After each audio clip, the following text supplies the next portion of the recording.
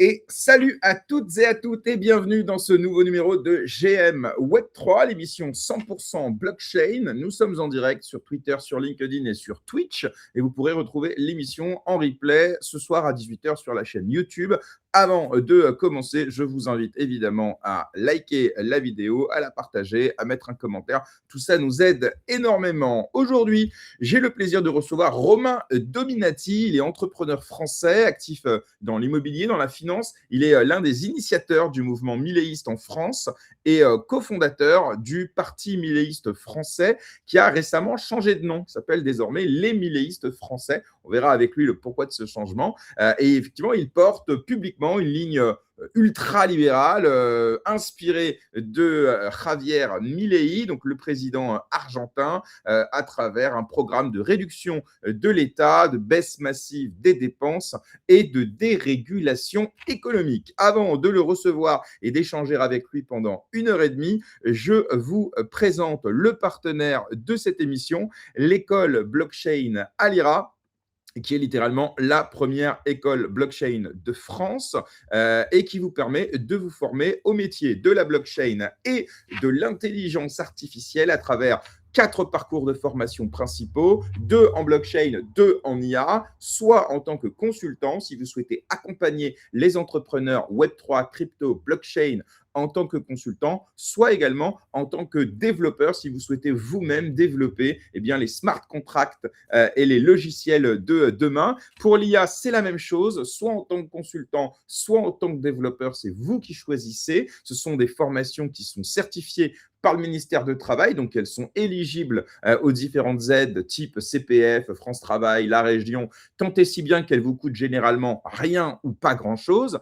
Et vous pouvez également avoir un petit aperçu de ces formations grâce à 2 formats qui ont été lancés récemment et que je trouve vraiment incroyables. Ce sont 2 formations gratuites de 4 heures chacune, une sur la crypto, une sur l'IA, et qui vous permet d'avoir un avant-goût, un apéritif, comme on dit, avant de passer au plat principal qui est la véritable formation. Et si vous commencez cette formation, vous aurez l'occasion de rencontrer donc toute l'équipe pédagogique, c'est-à-dire l'ensemble des formateurs, l'ensemble des intervenants, parmi lesquels j'ai le plaisir de me retrouver, puisque moi-même, j'anime là-bas plusieurs sessions sur le marketing Web3, sur le personal branding, et j'ai également la chance de faire passer les soutenances. Donc peut-être que vous aurez l'occasion de passer devant moi, comme il y a quelques jours, pour présenter votre projet d'études. Si ça vous intéresse, rendez-vous directement grâce au lien que vous trouverez en description et que je vous mets également ici même, si je le retrouve, hop, ici, et vous tapez le code GRM100 et qui vous permet de bénéficier de 100 € de remise sur l'ensemble des formations. Et ça permet de soutenir la chaîne, puisque récemment, d'ailleurs, je vous le dis, la chaîne a été démonétisée sur YouTube. Je ne sais pas pourquoi. Donc voilà, donc je dois attendre 30 jours avant de redemander. Ça me rapportait quand même 50 balles par mois. Donc je suis un peu dégoûté. Si vous voulez soutenir la chaîne, vous pouvez soit tout simplement mettre un like, vous abonner, etc. Soit utiliser le lien de notre partenaire Alira. Et vous pouvez également, si vous le souhaitez, nous faire un don grâce effectivement au lien que vous trouverez en description, soit en euros grâce au Tipeee, soit en crypto grâce aux différents wallets que vous trouverez sur le bento que vous trouvez juste en bas de votre écran ou dans la description de la vidéo. Allez, ne perdons pas plus de temps et recevons mon invité du jour, Romain Dominati. Salut Bonjour. Romain. Salut. Bienvenue, merci d'avoir accepté mon invitation. Comment vas-tu? Très bien. Merci, ravi d'être là. Merci pour l'invitation. Je suis très heureux, d'autant que je suis assidûment le compte Twitter que tu gères ou que tu co-gères, je ne sais pas. On va voir un petit peu ensemble comment vous êtes organisé. Et c'est vrai qu'il m'a paru évident, il y a quelques semaines de cela, de t'inviter parce que l'Argentine et ce qui s'y passe n'a jamais fait autant couler d'encre que depuis l'élection de Javier Milei. Certains, évidemment, pour en dire énormément de mal, d'autres au contraire pour voilà, se réjouir, voire même avoir envie de s'inspirer de ce qui s'y passe. Et tu fais désormais partie voilà, de ce petit écosystème milléiste, et pas qu'un peu. Donc merci encore. Alors avant, si tu veux te parler d'Argentine et d'aller aussi loin, on va d'abord parler un petit peu de toi, Romain. Est-ce que tu peux voilà, succinctement, avant de parler de Milei, avant de parler de Twitter, du programme, de tout ça, nous parler un petit peu de toi et nous raconter voilà, un petit peu ton parcours, d'où te vient cette, je sais pas, ces convictions politiques qui fait qu'il y a sans doute un peu trop d'État. Tout à fait. Alors, j'ai entendu que tu m'avais présenté comme financier. Non, pas du tout. Entrepreneur, oui, et dans l'immobilier, oui. Finance, par contre, non, c'était juste une précision. Alors, d'où ça me vient? Écoute, bonne question. Bon, mon père a toujours été très libéral, donc je pense que voilà, le fruit n'est pas tombé loin de l'arbre, bien que j'ai une petite sœur assez gauchiste, donc bon, ça La, la pomme peut parfois voilà, dériver un petit peu. Voilà, donc ça c'est une première raison, mais c'est vrai que j'ai toujours été libéral. Ça veut dire quoi pour ceux qui nous écoutent, parce que tu sais, il y a libéral, libertarien, il y a plein de termes. Ça veut dire quoi un papa libéral? Typiquement, il vote Chirac ou c'est quoi libéral par exemple? Ouais, plutôt ambiance Alain Madelin à l'époque. Ok, Euh, donc vraiment libéral. Ok. voilà, donc après, oui, concrètement, je ne sais pas ce que ça veut dire, parce que dans l'éducation, ouais, je ne saurais pas te dire, il ne m'a pas fait des cours de libéralisme quand j'étais enfant. Non, mais je veux dire, il promouvait à la maison les valeurs de l'entrepreneuriat, c'est ça, grosso Oui, modo. oui, et puis peut-être, je pense, une certaine liberté aussi laissée dans l'éducation avec à la fois liberté, à la fois responsabilité. Donc, tant que tout va bien, on te fait confiance. Si ça ne va pas, voilà, il y aura des conséquences. Mais c'est vrai que non, c'est pas plus marqué que ça, mais je l'ai toujours été en tout cas, ça c'est clair. Je me souviens de moi au lycée avec les premiers cours en SES à l'époque. Déjà, je me disais, mais qu'est-ce qu'il me raconte, celui qui est sur l'estrade, quoi. Et après, je suis parti de Paris, donc je suis parisien à la base. Je suis parti de Paris quand j'avais 25 ans avec celle qui était à l'époque ma compagne, aujourd'hui la mère de mes enfants. On est parti vivre en Argentine.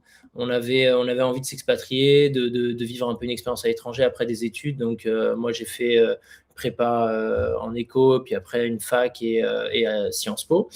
Et c'est vrai que voilà, après trouver un premier job, tu sais, après la première alternance, tout ça, la défense, le gris, tout ça, bon, on avait envie de voir autre chose. Et l'Argentine nous a paru être un pays idéal. À l'époque, la croissance était forte parce que l'économie se remettait de la crise déjà de 2001. Il y avait beaucoup de tourisme qui était en train de monter. Et donc, on a eu le projet de reprendre une vieille maison. Oui.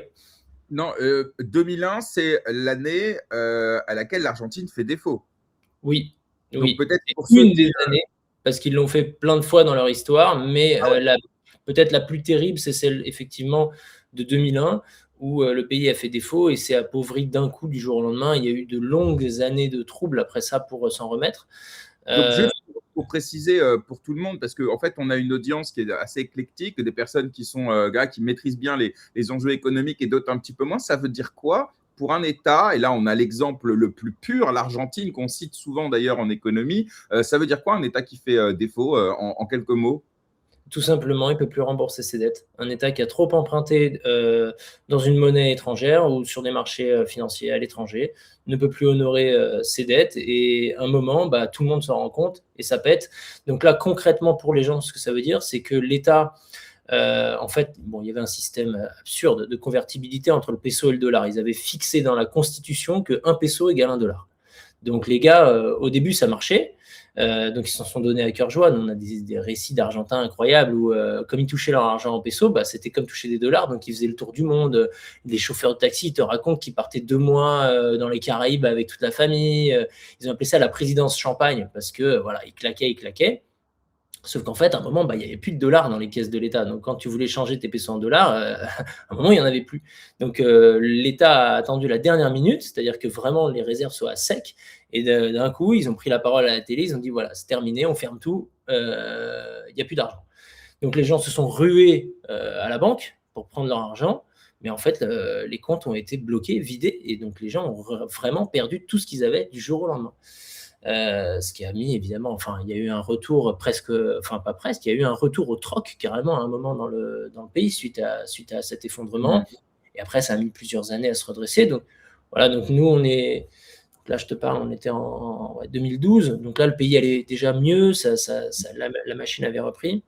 Alors, ce qu'il faut rappeler aussi, c'est que lorsqu'un État fait défaut, donc il ne peut plus rembourser ses échéances, et aussi il y a un autre élément qu'on oublie souvent, c'est qu'il ne peut pas donc également emprunter. C'est-à-dire qu'à partir du moment où tu rembourses plus tes créanciers passés et présents, quand tu reviens sur le marché en disant en fait j'aurais besoin d'un petit peu d'argent, personne ne veut te prêter forcément. Et là, tu dépends. Alors, j'avoue que je ne suis pas un spécialiste du défaut ukrainien, du défaut argentin, mais à ce moment-là, tu dépends du FMI, des instances peut-être supranationales qui là vont comme avec la Grèce, avec une moindre mesure quand même. Mais c'est-à-dire qu'en gros, ils vont eux accepter de te prêter pour que tu te relèves. Par contre, à des conditions de perte de souveraineté massive. Il y a eu un peu ça aussi en Argentine. Il y a eu ça, il y a eu des plans du FMI, il y a eu des deals avec les créanciers. Donc, ils ont réuni, je crois que c'était à Paris d'ailleurs, ils ont réuni leurs créanciers pour renégocier la dette. Il y en a qui n'ont jamais lâché, notamment des groupes privés qui n'ont jamais voulu lâcher un centime. Et donc, l'Argentine se traîne encore. Je crois que le dernier procès a eu lieu l'année dernière. Mais il y avait des histoires incroyables où, par exemple, je me souviens de cette histoire-là quand j'habitais là-bas, tu avais un navire, une frégate, tu vois, un truc genre un bateau, un voilier du début 20e très joli qui était utilisé par l'armée argentine pour faire des manœuvres pour entraîner les jeunes matelots. Et un jour, ce voilier, il a été se mettre dans un port aux États-Unis. Et les créanciers qui attendaient depuis 15 ans, ils sont venus, ils ont saisi le bateau pour le revendre, tu vois. Donc, ouais, c'est très concret, ça devient très concret. Donc, l'Argentine à toi, donc effectivement, mais c'est très bien. J'adore parce que tu vois, tu aurais pu être un milléiste d'aujourd'hui, tu vois, sans avoir ce parcours toi-même personnel en Argentine. Et après tout, ça ne t'aurait pas rendu complètement illégitime. Mais ce qui est intéressant, c'est que tu as vécu réellement et bien avant ce qui se passe aujourd'hui, la réalité argentine. Donc vraiment, je trouve ça hyper cohérent et hyper intéressant. Juste avant tes 25 ans que tu partes en Argentine, tu fais quoi comme études? Économie, ouais. Éco, fac d'éco, éco et Sciences Po. Donc, j'ai un master de Sciences Po et j'ai jamais, ça m'intéressait en fait. Ça m'intéressait vraiment philosophiquement d'en apprendre plus sur l'économie. Mais déjà, j'avais volonté de travailler, de monter un truc dans l'immobilier. Donc, j'ai commencé parce qu'en fait, il y a une boîte familiale dans l'immobilier. J'ai toujours eu cette appétence-là. Donc, en sortant de Sciences Po, je ne me suis pas dit, je vais me lancer, je ne vais pas être économiste ni homme politique. J'ai commencé à chercher des jobs dans l'immobilier. Et pourquoi l'Argentine à tes 25 ans? Parce que, un peu par élimination, en fait, on s'est dit, qu'est-ce qu'on est capable de faire à l'étranger? Moi, j'avais donc cette idée de rénover un vieux bâtiment pour lui donner de la valeur et le transformer en hôtel. Et ensuite, l'hôtellerie, c'est un métier finalement assez terre à terre, beaucoup de bon sens qu'on est capable de faire sans une compétence. Tu n'as pas besoin d'être ingénieur ou médecin ou je ne sais quoi. Et après, on a regardé la carte du monde vraiment par élimination. C'est-à-dire qu'en Asie, tu n'as pas le droit d'avoir plus de 50% d'un business en tant qu'étranger, donc tu dois t'associer avec un local. On parlait déjà quand même assez bien espagnol l'un comme l'autre. On voulait rester dans une grande ville. On s'est dit, si on va ouvrir un bar ou un hôtel sur une plage, on va plus jamais nous revoir. On va rester avec des caipirinhas et on revient jamais à la civilisation. Donc, on voulait le dynamisme d'une grande ville parce qu'on est parisiens les deux. Et donc, voilà, il n'y en a pas tant que ça, quoi. Donc, par élimination, on connaissait Mexico, on n'avait pas trop aimé, on ne se voyait pas vivre là-bas, en tout cas. Et donc, voilà, on s'est dit, Buenos Aires, ça a l'air sympa. On va faire un voyage là-bas pour pouvoir commencer. On a fait un voyage de reconnaissance. On a adoré la ville, on est tombé amoureux de la ville, on a commencé à voir les prix de l'immobilier, les quartiers, le potentiel touristique de certains quartiers, etc. On est revenu à Paris pour trouver de l'argent, donc on a commencé à parler avec des investisseurs. Il y en a un qui nous a fait confiance, qui connaissait déjà l'Argentine, il avait un business là-bas.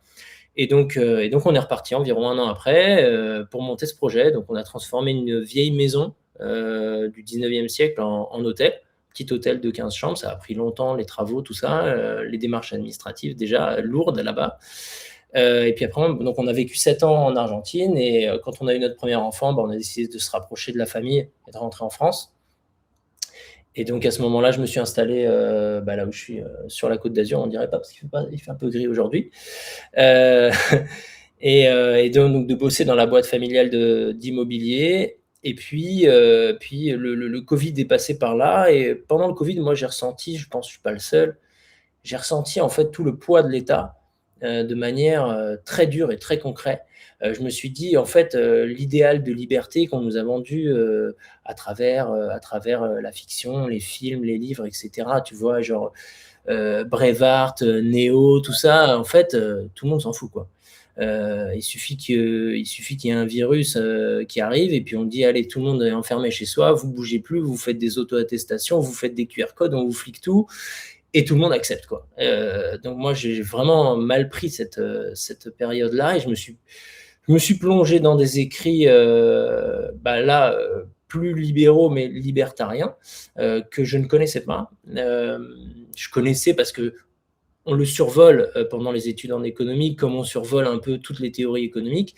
Et là, je me suis dit, en fait, il y a un truc en plus. Eux, ils ont compris réellement comment ça fonctionnait. Ils ne parlent pas de théorie, d'agrégats, de saupoudrer un peu de keynésianisme, un peu de libéralisme. Non, ils prennent les faits vraiment de manière très claire et ils font un enchaînement logique et ils ont découvert la vérité en fait de comment on doit organiser une société d'un point de vue économique et organisation humaine. Et au même moment, le phénomène Javier Milei a surgi en Argentine. Malheureusement, mon grand regret, c'est que je ne l'ai pas connu à l'époque où je vivais là-bas, parce qu'il était déjà un peu connu, enfin même assez connu, il passait à la télé, etc. Et c'était d'ailleurs l'époque où il avait monté une pièce de théâtre. On va revenir tout à l'heure un peu sur le parcours de Milei, mais d'abord, je voudrais finir avec toi, entre guillemets. Ouais. Donc le phénomène Milei émerge là-bas. Donc moi je gardais évidemment des nouvelles de l'Argentine. J'ai toujours l'hôtel, donc ma femme le gère. Alors quand même, moi je me permets, pardon, pendant les 7 ans que tu passes en Argentine, ouais. D'aucuns diraient ça va, tu as réussi à entreprendre, une entreprise visiblement florissante parce que sinon tu ne serais pas resté 7 ans. Donc même avant Milei, il était possible, vraisemblablement, tu m'as dit il y avait des démarches administratives, ok, mais ça ne t'a pas empêché monter ton hôtel, etc. Voilà, bon, question, c'est quoi les limites de ce raisonnement un peu facile? Non, mais tu as raison, c'est-à-dire que c'est un peu comme en France, on voit bien qu'on s'en sort, on voit bien qu'on vit bien, on voit bien que la France d'ailleurs s'en sort incroyablement bien par rapport au poids étouffant de l'État. C'est-à-dire qu'on peut imaginer que la France a un potentiel énorme, comme l'Argentine. Mais au quotidien, ça devenait très lourd. C'était une des raisons, il y avait la distance avec la famille, mais j'en avais marre de bosser dans cet environnement-là, très, très, très régulé, vraiment... pire, je pense, que chez nous, au point de vue administratif, parce que très trouble, très, très trouble. Les règles ne sont pas claires, elles changent du jour au lendemain, tout prend un temps fou. Mais en France, au moins, tu vois, on te dit, OK, bon, cette démarche administrative, elle va te prendre 3 mois, quoi. Tu le sais, ça a été fait plein de fois, il y a plein de boîtes qui sont passées par ce même process, et tu sais que ça va prendre 3 mois. En Argentine, tu ne sais pas. En Argentine, le gars qui a le bon contact, ça va lui prendre 2 semaines. Celui qui ne l'a pas, ça peut prendre 3 ans, mais sans rire, quoi. Vraiment, c'est ce genre de délai-là. Tu peux nous donner un exemple pour qu'on comprenne une anecdote d'une démarche loufoque et hyper longue et insupportable Putain, il y en a tellement. Alors, bon, l'exemple de base, c'est que moi, déjà, l'hôtel, il est ouvert. Donc, on est encore propriétaire de l'hôtel. L'hôtel, il est ouvert depuis depuis 12 ans ou 13 ans, tu vois. Donc, c'est un hôtel qui fonctionne, il y a des gens qui viennent, qui payent, on a des employés, ils sont déclarés, on a des assurances, on a tout ce qu'il faut, on paye nos impôts, tout. Et on n'a pas encore le papier officiel qui dit qu'on est un hôtel. Ça fait 13 ans qu'on est ouvert. Et c'est pas 13 ans où il se passe rien. C'est 13 ans où il y a des allers-retours avec l'administration, des papiers échangés, des plans, des gars qui sont payés, des inspections, etc., etc. Là, c'est un heureux hasard. La semaine dernière, il y a 10 jours, on a enfin reçu un QR code officiel qui dit « ça y est, vous êtes presque au bout ». Putain, ça fait 13 ans qu'on l'attend, le truc. Enfin, c'est n'importe quoi. Il y a des trucs loufoques. Par exemple, le trottoir devant l'hôtel, c'est un certain type de pavé. Et quand on a fait les travaux, il fallait casser les pavés pour faire passer l'arrivée électrique. Donc, on les a enlevés. Et puis, je sais pas, pendant les travaux, les gars, ils ont jeté les pavés, quoi. Et donc, quand on a voulu refaire, il y a un inspecteur qui est venu qui a dit « Attendez, non, mais vous allez mettre quoi là ?» On va remettre tel pavé. Il dit « Ah non, non, non, c'est pas le pavé homologué. » Je dis « Bon, bah, alors comment on fait ? C'est le même, quoi. Tu le vois, c'est le même. Mais c'était pas la même marque. Et comment on fait pour avoir le pavé homologué ? Ah, il faut que tu ailles à l'administration centrale de la ville et il y a le bureau des pavés. Bon, ok, donc j'y vais et je rentre, je prends rendez-vous avec des fonctionnaires et tout, et tu as un mur avec toutes les sortes de pavés, comme une bibliothèque de pavés de toute la ville. Je me dis, mais où je suis, quoi? Le musée du Et pavé. alors, les mecs, tu donnes l'adresse, et ils cherchent et tout dans leur registre, ils disent, ok, donc ça, c'est tel pavé. Et là, je vois un gars qui arrive, en plus, caricature de Gérard Depardieu. Vraiment le même, mais il parle en espagnol, tu vois, avec les cheveux longs et tout. Gérard Depardieu, jeune mais gros déjà. Et il arrive et il a des sacs en bandoulière remplis de pavés. Et là, il me dit, attends, on arrête tout, lui, il est important, ok? Alors, lui, il va et il prend des échantillons de pavés dans toute la ville pour mettre à jour la bibli. Et donc, je vois les gars qui échangent les pavés et qui remettent à jour et tout. Et j'ai dû attendre. Et moi, j'avais besoin de finir, de terminer ce truc-là, parce que sinon, je ne pouvais pas avoir accès au chantier tant que c'était ouvert, tu vois. C'était même dangereux, quoi. Il y avait une barrière dans la rue et tout à cause de nous, quoi. Et j'ai dû attendre 3 semaines, ça m'a fait perdre 3 semaines de chantier pour que les mecs me disent « Ok, c'est tel pavé que tu as le droit de poser, tu dois l'acheter chez tel gars à tel prix. » et tout. Enfin, que des trucs comme ça. J'ai une question à te poser. Merci pour cette anecdote. C'est bon, ça suffit, on a compris. Et c'est fou. J'ai une question volontairement naïve. Pourquoi, à ton avis, dans un super État comme celui-ci, en France, on a aussi le même problème avec une suradministration, pourquoi ça se passe comme ça? Je veux dire, est-ce que c'est parce qu'il faut bien créer artificiellement de l'emploi? Est-ce que c'est pour caser les copains? Est-ce que c'est parce que le seul truc sur lequel on a la main, finalement, c'est la régulation, donc il faut bien mettre des mecs pour qu'ils fassent de la régulation? Est-ce que c'est une idéologie, fondée par des intentions sincères, qui est que l'État ferait mieux que les agents économiques. Vraiment, à ton avis, c'est quoi peut-être là où les raisons, alors que là, quand tu me racontes ça, il y a bien un mec un jour qui a ouvert les yeux en disant c'est lunaire, pourquoi on gère ça, pourquoi on s'occupe de tout. C'est quoi ton opinion là-dessus, vraiment fondamentalement? Ouais. Je pense que tu as dit beaucoup de choses qui sont toutes vraies, et c'est un mélange forcément de tout ça, de tout ce que tu as évoqué. Mais je pense que fondamentalement, quand tu mets quelqu'un, tu donnes un job à quelqu'un, et c'est forcément de la régulation, puisque l'État ne produit rien, il n'y a pas de valeur ajoutée. Son job, c'est de créer des normes, de créer de la régulation. Et ben, cette personne, elle va vouloir bien le faire. Donc, elle va produire des normes. Même si on n'a pas besoin, elle va les produire. Et avec une certaine sincérité, elle va se dire, je fais bien mon job, quoi. J'ai rempli mon contrat avec la société. Moi, je suis payé pour faire des normes. Je fais des normes. Et en plus, il va falloir, plus il y a de normes, plus il va falloir les contrôler, plus elles vont avoir des effets pervers auxquels on ne peut pas penser. Donc, il va falloir faire d'autres normes. Donc, il va falloir en plus recruter, parce qu'il va y avoir de plus en plus de sujets à traiter. Et donc, le gars qui est en charge de ça, il va dire, j'ai besoin de recruter, je suis débordé, il faut que j'en embauche un autre, et un autre, et un autre. Et tous, leur job, c'est de faire des normes. Et donc, ça part en vrille totale. Et on se retrouve dans une situation où on a effectivement des bureaux entiers de gens qui créent des normes. Ok. Alors, revenons au Covid, au moment où tu commences à lire donc certains auteurs. Alors, hier soir, loi du calendrier, hasard du calendrier, je recevais Ulrich Fromy, avec lequel on a parlé d'économie autrichienne, et notamment de Ludwig von Mises. On a parlé évidemment de Van Hayek, on a parlé de Bastiat, etc. Est-ce que ce sont ceux-là que tu as lus? Est-ce que ce sont d'autres? Est-ce que tu veux nous partager peut-être un ouvrage ou un auteur qui a créé, je ne sais pas, à ce moment-là, peut-être un déclic un peu plus qu'un autre, en tout cas? Ouais, bah, tout à fait. Je pense que Bastia, c'est un super début. Je le recommande souvent parce que ce qu'on voit, ce qu'on ne voit pas, c'est un petit ouvrage de Bastia qui est vraiment très clair. Et il fait 100 pages maxi et c'est limpide, c'est accessible à tout le monde. Je pense qu'un ado de 15 ans pourrait le lire. Et c'est vrai que ça ouvre les yeux. Ça ouvre les yeux et ça donne envie d'en savoir plus. Et puis même sur les réseaux, hein, donc des gens comme Ulrich et d'autres qui font un super travail de vulgarisation et d'accessibilité de ces textes, de résumé aussi, parce qu'on n'a pas tous le temps de lire un bouquin d'économie. Mais oui, ça commence par ces textes-là. Après, Hayek aussi, La route de la servitude, c'est assez simple. Les 6 leçons de Mises, je sais qu'Ulrich l'a évoqué hier, j'ai vu que le début de votre émission, mais il l'a dit. Pareil, 6 leçons, voilà, c'est brillant, c'est très court et ça te remet les idées en place. Et moi, bon, alors j'ai un petit amour personnel. Bon, ça date d'avant, hein, ça date de bien avant le Covid, mais c'est Tocqueville. Tocqueville, de la démocratie en Amérique, c'est un livre extraordinaire, très très bien écrit. C'est un voyage et on a envie d'être copain avec Tocqueville et se balader avec lui aux États-Unis et écouter ce qu'il raconte tellement c'est magnifique. Alors, la thèse de cet ouvrage, elle est intéressante parce qu'effectivement, il va visiter, je crois au départ, il y va pour visiter le système carcéral américain, je crois. Mission, ouais. Au départ, sa mission, c'est ça. Et en fait, donc c'est assez. Là, par contre, c'est plus lourd, hein, de la démocratie en Amérique.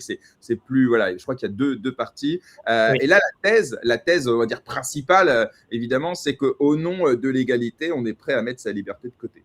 Et ça ne peut pas ne pas nous parler, évidemment, puisque on est en France l'un des pays, peut-être le pays, à mettre l'égalité aussi haut dans nos valeurs, au fronton de toutes nos mairies notamment. Et au nom de cette égalité, c'est vrai qu'aujourd'hui, on est prêt à accepter à peu près tout et n'importe quoi. Évidemment, on va y venir, mais ouais, bonne idée de recommander Alexis de Tocqueville. Alors, pour le coup, c'est quoi la suite de ton parcours après le Covid? Est-ce que tu entreprends en France? Est-ce que tu continues à gérer à distance l'hôtel? Et puis voilà, parce que qu'est-ce qui s'est passé ces 4 dernières années? Vraiment avant. Les deux, ouais, les deux. Bah, en fait, même avant le Covid, hein, j'étais déjà donc dans la boîte familiale que je gère avec mon cousin. Et donc, on est vraiment entrepreneur. C'est une petite boîte familiale de promotion immobilière. Donc, on construit des immeubles. Et en parallèle, effectivement, l'activité avec l'hôtel. Donc ça, c'est le côté perso. Maintenant, voilà, j'ai des enfants, j'en ai 3, je suis très content. Mais effectivement, ouais, je gardais un œil sur l'Argentine. Milei a émergé là-bas en phénomène médiatique et politique, puisque c'est le Covid qui l'a déclenché, enfin qui l'a décidé à rentrer en politique. Et il se fait élire en tant que député. Donc là, miracle, complètement hallucinant. Je vois que son discours est très, très percutant et cohérent et qui correspond parfaitement à mes idées. Et que ce gars-là, qui dit « je veux détruire l'État », arrive à être élu. Donc, ouais, donc hallucinant. Et j'en parle tout de suite à des amis. Donc, je fais un peu le relais de l'actualité pendant les 2 ans en fait où il est député avant d'être. Avant de parler de ça, pardon, tiens, c'est un bon moment. Est-ce que tu veux bien nous présenter Javier Milei? Parce que c'est vrai qu'on le connaît aujourd'hui en tant que président, mais avant ça, je crois qu'il est avocat, je crois. Mais peut-être tu veux nous en dire un peu plus sur le personnage? Ouais, alors il n'est pas avocat, hein, il est vraiment économiste. Donc lui, il est vraiment côté académique. Il a une formation, voilà, d'économiste classique. Il était prof, donc il donnait des conférences à l'université toute sa vie, pendant 20 ans.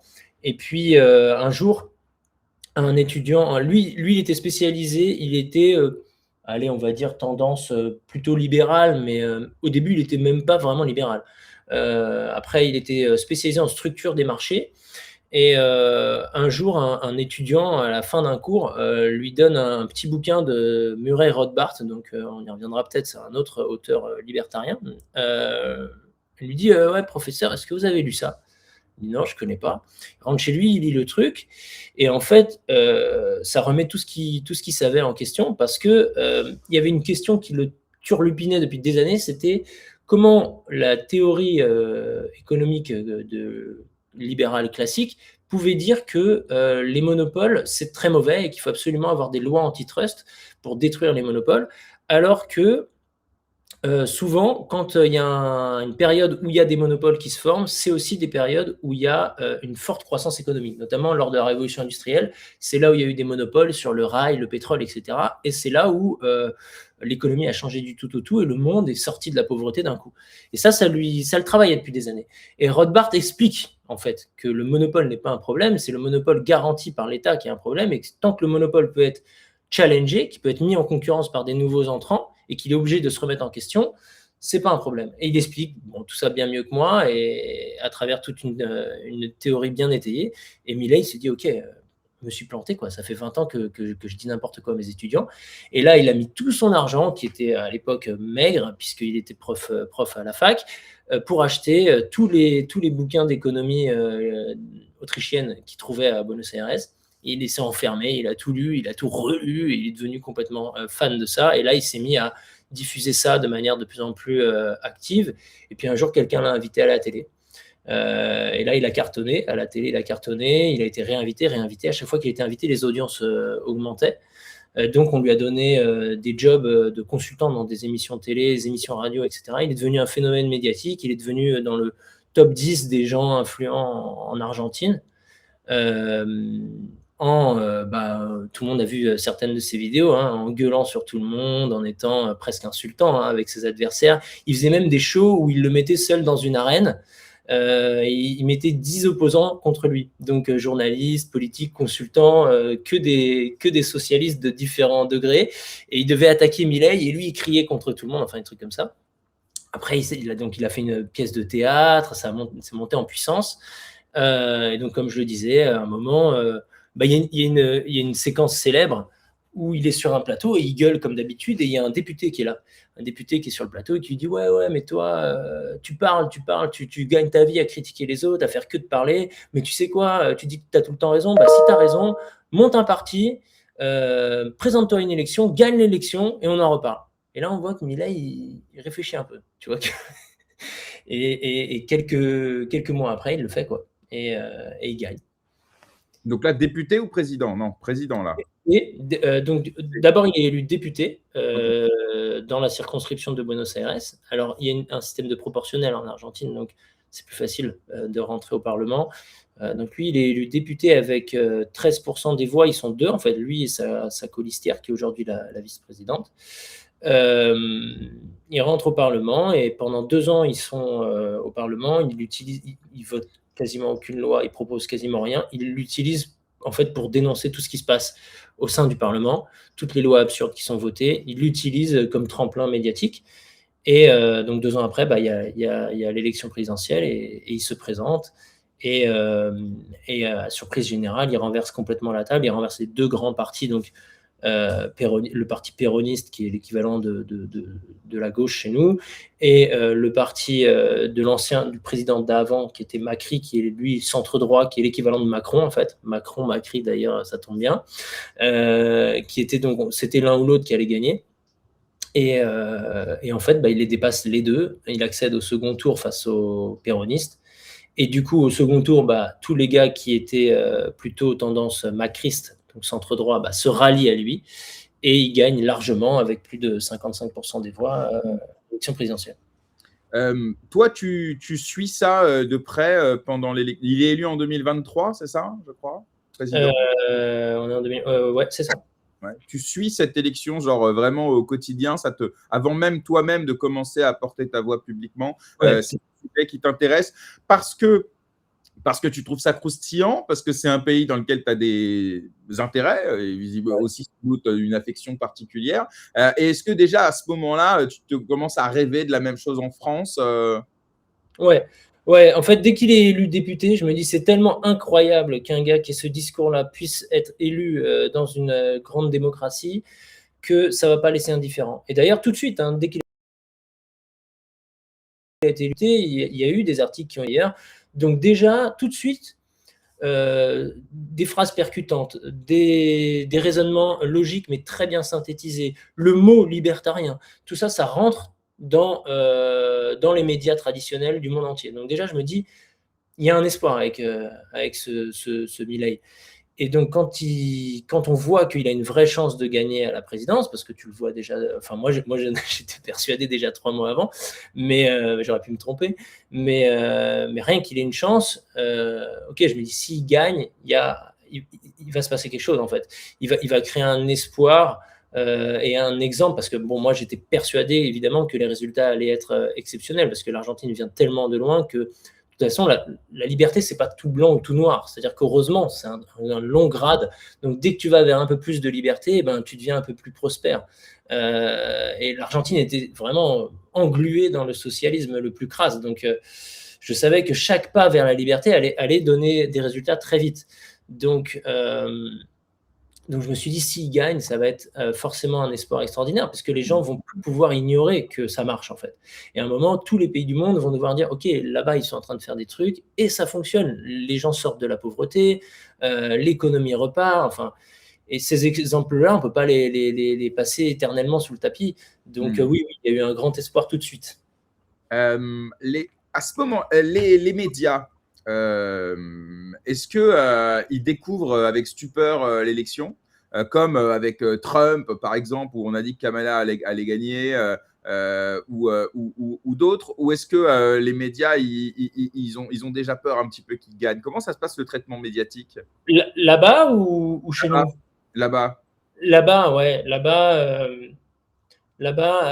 c'est une surprise, hein, c'est sûr, mais tu sais pas vraiment parce qu'il y a toujours de la mauvaise foi. En fait, là-bas, comme chez nous, hein, les médias sont ultra subventionnés, donc ils ont eu peur de lui tout de suite. Ils se sont dit, s'il gagne, il va couper le robinet, quoi. Donc ils n'ont aucun intérêt à le soutenir. Donc il y a eu des gros mouvements médiatiques pour lui taper dessus. Alors, est-ce que ça veut dire un peu les deux? Parce que s'ils ont été virulents à lui taper dessus, ça veut dire qu'ils ont tout de suite compris qu'il avait une vraie chance de gagner. Et en même temps, ils minimisaient le risque, mais peut-être par mauvaise foi ou par aveuglement. Mais oui, c'est une surprise. En fait, là-bas, il y a un système très, très étrange, hein, très bizarre. Tu as des primaires obligatoires pour tous les partis. Même si son parti, c'était que lui. Il était tout seul avec sa colistière. Donc, ils étaient 2 dans le parti, quoi. Donc, même un parti où ils sont que 2, ils sont obligés par la loi de faire une primaire. Et pour la primaire, tout le monde doit voter. Donc, le vote est obligatoire en Argentine déjà. C'est une précision importante. Il y a une amende si tu ne vas pas voter. Bon, alors, il y a quand même des taux d'abstention élevés parce que l'amende, elle est faible. Mais, ouais, comme en Belgique, ouais. Mais l'amende, en fait, elle n'a pas été actualisée avec l'inflation. Donc, quand moi j'y vivais, elle était assez forte. Enfin, assez forte. C'était genre 30-40 euros. Donc, voilà. Mais aujourd'hui, je crois que c'est 2 euros. Donc, bon, il y a des gens qui ne vont pas voter, évidemment. Mais bon, le vote est obligatoire pour ces primaires. Donc, lors de la primaire, c'est comme une répétition générale, en fait. Tu dois déjà dire qui tu veux comme candidat pour tel parti. Et donc là, il a recueilli énormément de voix. Lors de cette primaire, il était 3e, mais pas loin derrière les deux gros premiers. Donc là, et la primaire, elle a lieu 2 mois avant, je crois. Donc dès 2 mois avant. C'est pour sélectionner les candidats et il y a un minimum à atteindre, ou alors il n'y a que les 5 premiers qui peuvent se présenter? Il y a un minimum à atteindre, ouais. Non, il y a un minimum à atteindre, ouais. C'est ça. Okay. Pour sélectionner ceux qui vont avoir le droit de se présenter à la présidentielle, en fait. C'est un peu comme les 500 signatures en France, mais différemment, quoi. Plus démocratique. Les gens votent. Donc, c'est un peu vraiment une répétition générale. Ouais, c'est intéressant. Et donc, tout le monde l'a vu. Et là, à partir de ce moment-là, ouais, c'était clair et net qu'il avait une vraie chance de gagner. Ok, je vois. Alors justement, donc Milei, il y a eu 2 phases hein, dans son mandat. Il y a ce qu'il a fait pendant les 2 premières années, et là, plus récemment où il a emporté les législatives, lui permettant d'avoir une encore plus grande assise et donc un pouvoir encore plus grand. Si j'ai bien compris, les 2 premières années, il a fait ce qu'il pouvait, mais il n'avait pas les mains complètement libres. Et il a quand même réussi à redresser un certain nombre de métriques. Est-ce que tu peux nous rappeler, voilà, en quelques mots, l'avant, l'après, que ce soit sur la croissance, la pauvreté, l'inflation, qui sont un peu les 3 chiffres qu'on reprend tout le temps. Si tu en as d'autres, n'hésite pas, mais qu'on voit juste sur les 2 premières années de son mandat, ce qu'il a déjà réussi à faire, si tu veux, voilà. Ouais, tout à fait. Bon, il prend le pouvoir, enfin, il prend le pouvoir. Il accède au pouvoir quand la situation est catastrophique. Vraiment, elle était vraiment presque désespérée puisque il y avait 250% d'inflation par an. Et sur le dernier mois, donc le mois de décembre, avant sa prise de fonction, sur le mois, on était sur une inflation qui aurait fait du 5000% annuel, tellement ils avaient fait n'importe quoi. Ils avaient dépensé, alors les chiffres sont flous et on est sûr de rien, mais certaines estimations disent que ils avaient dépensé 6% du PIB pour faire la campagne présidentielle du candidat du pouvoir. Donc, ils avaient claqué l'argent de manière complètement incroyable. Il fait sa campagne sur des fonds publics? Ouais, bah oui. Non, ouais. Bah ouais. Non, mais je dis une connerie. En France, c'est pareil, puisqu'ils remboursent les dépenses de campagne jusqu'à, je crois, 20 millions par candidat. Donc, non, oui, c'est pas complètement déconnant, mais pas 6% du PIB quand même. Ah ouais, 6% du PIB, ça veut dire qu'en fait, tout simplement, ils ont commencé à faire des programmes de chèques, d'aide aux familles, de baisse d'impôts pour un tel et un tel. Tu vois, ils ont utilisé dans les 3 derniers mois, ils ont utilisé en fait leur pouvoir pour acheter des voix quelque part. Et ils ont dit Romain, 6%. est-ce que tu peux, Romain, couper les notifications parce qu'on les entend et ça coupe?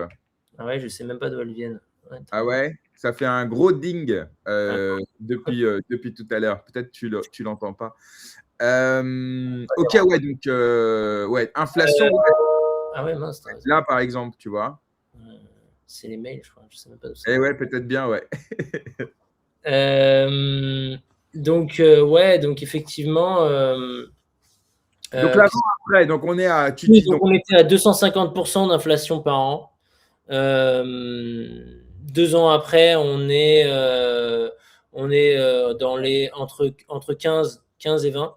À peu près, bon, les dates ne sont pas exactes. En tout cas, sur les derniers mois, on est sur une inflation qui est aux alentours de 1,5 par mois, à peu près. Et elle devrait atterrir pour atteindre environ 0 au mois d'août prochain. Tout ça, c'est assez mathématique, en fait, puisque comme ils ont arrêté l'émission monétaire, voilà, ils savent à peu près le stock de monnaie qui reste. Il y avait énormément de... Bon, ça devient complexe, mais il y avait énormément de contrats de la Banque centrale qui faisait qu'il y avait de l'émission monétaire qui était inarrêtable, en fait, qui était déjà décidée avant et qui allait se déclencher au fur et à mesure. Donc, c'est pour ça aussi que ça prend aussi longtemps à assainir. Il a fait passer et aussi longtemps et en même temps très peu de temps. Relativement, c'est quand même énorme d'avoir réussi à faire diminuer l'inflation d'autant. Enfin, ça peut paraître long, 2 ans, mais passer de 250% à si peu en moins de 2 ans avec une majorité relative, ça m'a l'air quand même déjà très rapide comme effet. Rapide et c'est ultra bénéfique pour les gens, hein, pour y avoir vécu. Alors moi, j'étais pas à des taux aussi élevés, mais c'était quand même des taux très élevés. L'inflation, c'est horrible, c'est insupportable. Tu peux rien faire, tu peux rien calculer, tu peux pas te projeter, tu dois tout le temps, tous les jours, refaire tes calculs, remettre en cause, etc. Enfin, ça paralyse tout. Hein. Il n'y a pas d'épargne, il n'y a pas d'investissement, il n'y a pas de crédit, il n'y a rien. C'est dur, c'est vraiment dur pour les gens. L'hyperinflation, c'est tu consommes le plus vite possible, quoi. Ben, tu reçois ton argent, le 30, t'es payé. Le premier, tu vas au supermarché, tu dépenses tout. Donc les gens achètent vraiment tout ce qu'ils peuvent, donc les produits non périssables, le sucre, le lait, etc. Ils l'achètent en masse dès les premiers jours du mois. Ensuite, bon, bah, comme tu peux pas non plus acheter, tu peux pas remplir ton appart de stock de nourriture et puis ça sert à rien. Donc tu claques l'argent. Donc tu vas les 15 premiers jours du mois, c'est la fête totale à Buenos Aires. Tous les soirs, les restos ils sont pleins, tu sors, les bars ils sont pleins, tout le monde consomme, les théâtres, Tu arrives au 20 du mois, tu vois que tout se calme, et les 10 derniers jours, il n'y a rien qui se passe. Plus personne consomme. Enfin, c'est hallucinant. Et comme ça se répète en permanence. Dès que les gens reçoivent leur salaire, ils le claquent. Personne ne peut s'acheter des trucs long terme. Donc, personne ne peut économiser pour acheter un lave-vaisselle, pour acheter une voiture. C'est impossible. Donc, l'économie derrière, elle ne tourne pas. Tous ces métiers-là, ils sont morts. Toutes ces industries-là n'existent pas. Non, c'est un vrai fléau. Donc ça, c'est son premier succès et c'était sa promesse numéro 1 et elle est largement remplie. Il arrive, le taux de pauvreté était aux alentours de 45%, avec notamment 2/3 des enfants qui vivaient sous le seuil de pauvreté. Et après les coupes drastiques des premiers mois, évidemment, il y a une répercussion immédiate sur des gens qui perdent leur emploi, notamment des fonctionnaires. Donc la pauvreté continue à augmenter, elle atteint jusqu'à 50%. Et ensuite, la machine se remet en marche, la croissance arrive et porte ses fruits très rapidement, les gens retrouvent un travail, le pouvoir d'achat augmente énormément par rapport à l'inflation, et donc le taux de pauvreté chute, et aujourd'hui il est aux alentours de 30. Il continue à chuter chaque mois, ça baisse. L'UNICEF a notamment pointé qu'en 2 ans, il y a plus de 2 millions d'enfants qui sont sortis de la pauvreté. C'est incroyable. C'est du jamais vu, tout simplement. C'est du jamais vu. Il n'y a aucun pays qui arrive à faire ça. Et la croissance, elle était complètement morte depuis des années. Et le peu de croissance qu'il y avait, c'était presque fictif parce que c'était de l'argent public qui était balancé. Et là, on va boucler l'année. Les derniers chiffres sont autour de 5,2, 5,3 de croissance sur 2025. Donc, c'est la deuxième croissance la plus forte du monde après l'Inde. Donc, pareil, miracle économique pour un pays qui était mort. Là, j'ai vu encore hier que les exportations continuent à augmenter. On est à 24% d'augmentation d'exportation. Les investissements étrangers affluent de partout. Il y a beaucoup de capitaux européens, américains qui reviennent et qui investissent dans le pays sur des trucs très long terme, notamment les minerais, l'hydrocarbure, même les data centers, l'IA, etc. C'est incroyable. Moi, j'ai connu un pays là-bas où tu n'avais plus rien, tu n'avais plus d'industrie, ils ne savaient même plus faire des poignées de porte. Tu vois. C'est vraiment, on en était là parce que le pays était fermé du monde, très, très, très protectionniste, mais à un point même absurde. Il n'y avait plus rien qui pouvait rentrer, c'est-à-dire qu'ils ne pouvaient plus importer des lances à incendie, des seringues pour les hôpitaux. Ils ne pouvaient plus les importer. Et ils ne savaient plus les faire parce que le marché interne n'existait plus. Donc moi je parle de poignée de porte parce que ça me concernait. J'ai fait un chantier, quand les gens vont à l'hôtel, ils font pas très attention, ils sont un peu bourrins les gens, et donc les poignées de porte elles pétaient tout le temps. Donc à un moment je suis allé voir le fournisseur, je lui ai dit bon ok, je sais que tu m'as déjà dit c'est le top de Industria Argentina, mais maintenant donne-moi un truc allemand quoi, donne-moi un truc solide et tout, je veux, c'est pas grave, ça va me coûter cher, mais donne-moi un truc cher, j'en ai marre de remplacer les poignées tous les 6 mois. Il a dit non mais c'est déjà le top, on peut pas faire plus, c'est le plus haut de gamme du pays. Incroyable quoi, le ressort il est tout fin. Donc c'est comment on fait dans ces cas-là? On est obligé de passer par des circuits parallèles, on va les acheter sur Amazon, ou est-ce que c'est bloqué, c'est impossible? il n'y a pas, non, il n'y avait pas Amazon, c'est bloqué, les douanes bloquent absolument tout ce qui rentre dans le pays et les gens n'essayent même plus. Alors ça devenait complètement fou, les particuliers importaient eux-mêmes. Donc c'est-à-dire que les mecs allaient à Miami et c'était vraiment un truc fréquent. Les gens qui avaient un peu d'argent pouvaient aller à Miami, ils restaient 2 jours à Miami, ils prenaient une valise, ils remplissaient tout ce qu'ils pouvaient dedans, même des écrans télé et tout. Ils revenaient à l'aéroport de Buenos Aires pour passer la douane. Là, il y avait une tolérance en tant que particulier. Tu avais le droit à un certain montant, un truc. Donc, ils déclaraient leur truc. Là, ils avaient le droit, après quelques démarches, de faire rentrer. Donc, ils allaient acheter, mais des biberons pour les enfants, tu vois, des trucs comme ça. Ils ouvraient la valise devant les douaniers et là, ça rentrait dans le pays. Mais au niveau import-export, il n'y a rien qui rentrait. Rien. C'est énorme ce que tu nous racontes. Merci, Romain, de nous dire vraiment la réalité de ce qui se passe et d'aller peut-être un peu au-delà des caricatures avec des exemples très, très, très concrets. Alors, Javier Milei, c'est donc un bilan économique qui est manifestement réussi. Politiquement, récemment, donc il a remporté les élections législatives, lui permettant d'avoir encore plus les mains libres. Qu'est-ce qui reste à faire selon toi? Qu'est-ce qu'il n'a pas été en mesure de faire pour des raisons politiques, structurelles, je ne sais pas, et sur lequel il va pouvoir désormais s'attarder là sur les prochaines années de son mandat? Ah bah, franchement, il reste énormément à faire, hein. Énormément, parce que l'État argentin était un peu comme l'État français, tentaculaire, moins important dans le poids dans l'économie, puisqu'il pesait moins, mais largement aussi important dans la régulation et les normes. Donc ils suppriment des milliers de normes. C'est compliqué de supprimer des normes. C'est un vrai boulot parce qu'en fait, tu peux pas dire on enlève tout du jour au lendemain. Tu es obligé d'y aller loi par loi et de détricoter le truc. Et les lois, elles s'accumulent depuis les années 30. Donc tu as des lois, des milliers de lois. Donc ils ont des équipes spécialisées. Donc ça, ils vont continuer et ils vont effectivement pouvoir le faire avec plus d'amplitude puisque maintenant ils ont pas la majorité, mais ils ont un poids important au Parlement.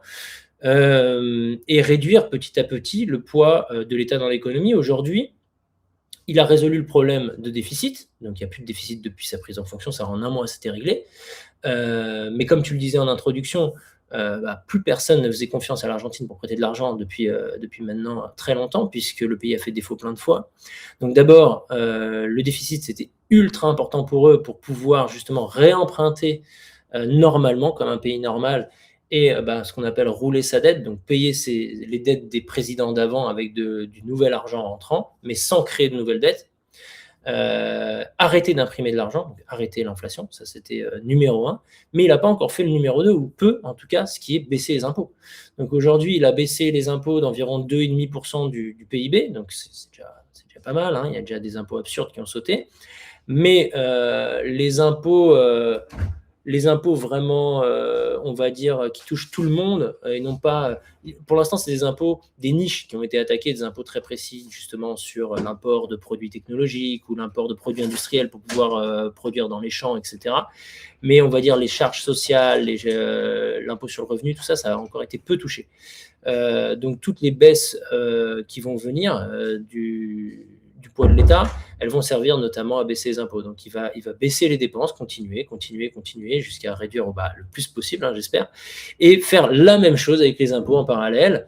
Et moins il y a d'impôts, plus il y a de liberté, plus il y a de création, plus il y a d'innovation.